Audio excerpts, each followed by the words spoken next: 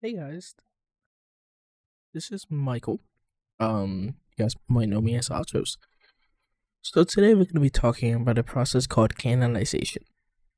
Some of you guys might know about it because you're Catholic, or you're an inquiry in an Orthodox church, or you might be fully baptized in Orthodox church. Some of you might be Protestant and still know about it. So today we're going to be talking about what the process is, what it is, and a little bit of the history of it. So, what is canonization?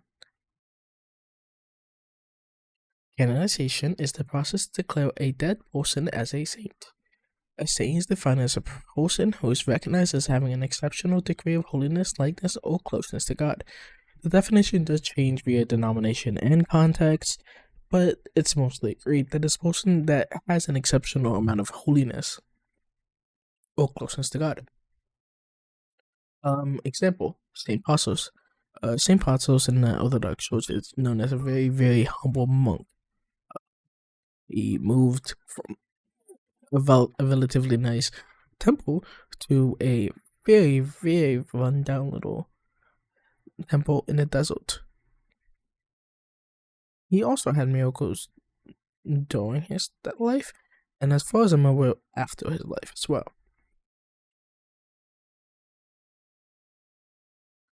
We're going to talk about the history of canonization. Canonization came from early veneration to martyrs.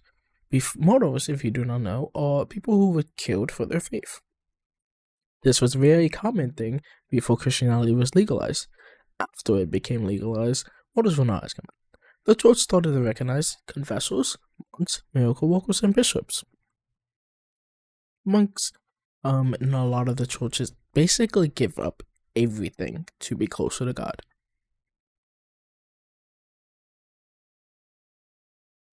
Miracle workers are people who had miracles, and bishops, those who teach. It was still local. This was only a local practice at the time that was only in Pacific churches.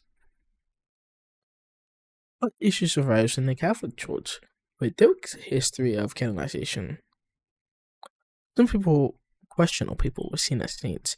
We'll go into more of that later, but this is the main reason that they made it a process versus the modern Orthodox Church that does not have it as a process. So, what are some of the issues that were here, and what changes were made? Some of the issues arose when local churches, like little Roman Catholic churches, declared questionable figures as saints. And some cults forming around people with no real holiness. So people who had no miracles, were not humble, who were just for some reason called a saint. So just a random Joe or somebody who's not necessarily a good person. The Eastern Orthodox Church never had a centralized process for the canonization of a saint. Saints were recognized through local consensus, venerations, miracles, and long-standing tradition. Although, the canonization process in the modern Roman Catholic Church versus the Orthodox Church, it differs. You can forget about the second part. But today, canonization does require the Pope in the Catholic Church. A Pope does have to personally recognize a saint for them to be considered a saint. The more information needed is a footnote that I had. If you guys do have any questions, you guys can ping me, comment. I will be sharing this inside of my Discord, and uploading this to YouTube. If you guys do have any questions, just comment, ping me. You can message me. Just get a hold of me. This is supposed to be a short lesson for people who are not aware of what canonization is, or perhaps somebody who has been Protestant most of their life but never actually learned anything about any of the other churches, or somebody who has been a Protestant all their life and they're looking to branch out. Either way, I ask that you be respectful, and if I did something wrong, please tell me, let me know. Anyway, God bless, and I hope you guys have a wonderful day.